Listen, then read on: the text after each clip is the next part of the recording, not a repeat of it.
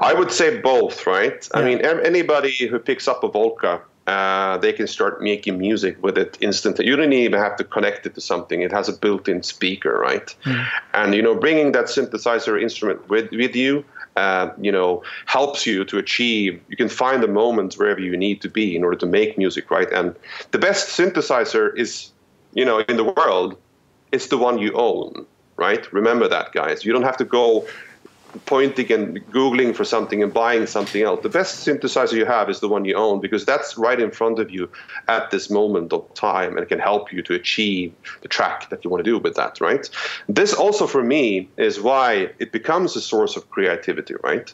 Because I know the bits and bolts and the ins and outs of the keys and the basses and the FMs, the vocals that I'm using today. And that, for me, kind of have built my signature sound. And I'm always keeping those really close at heart. I always use the Volca bass for bass, and I have another Volca bass that I use for melodies, and I have the keys for pads and basses, right? And it's like coming home to a friend. I know how they work. I know how to tweak them. I know how to utilize them in my tracks. And by doing so, it will not become alien for me when I, in the middle of noodling and making music, have to do a change on the fly. I know exactly how it works. And only when I know exactly how the Volca works can I add something to it, a different synthesizer, that I can start exploring, right? Yeah. Because when I start exploring the secondary instrument, I'm already familiar with the old one. So this is why I rarely go and buy two things. I buy one thing, I put that into my setup, and I start exploring it. Now, I understand that this has rapidly increased recently because I've been starting to build modular and I buy a lot of modules, right? But it's the same approach there. Go slow, work with what you have, explore your synths to the limit, make tracks with your synths, make 100 tracks, make 200 tracks, right? When you're comfortable with it, only then should you go looking for something else. Because really, guys, the synth is not what creates your sound. It's you, right? Yeah, and I want to tie into that.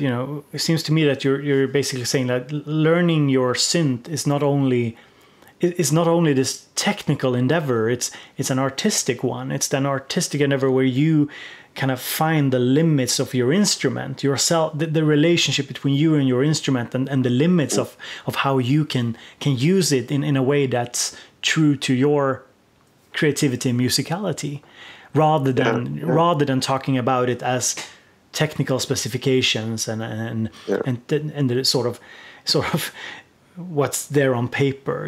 It's I mean, obviously there are many instruments out there that tickles the old gear acquisition syndrome, right? I mean, there's nice synths, there are blinky lights, they sound awesome, they look awesome. Of course, I get excited as well and going to want to buy everything, right? But I try to be really, really careful about getting new gear, acquiring new gear, thinking, what is it? Hey, why do you need this synth? What is it for? What is that you're currently missing, and what is the goal that you want to achieve with this instrument? And I try to build that up in me, working with the music that I do, and I'm thinking about gaps that I have in my creative process. That's one of the reasons why the Digitact showed up, right? Because I want to have MIDI sequencing capabilities. That's the only reason.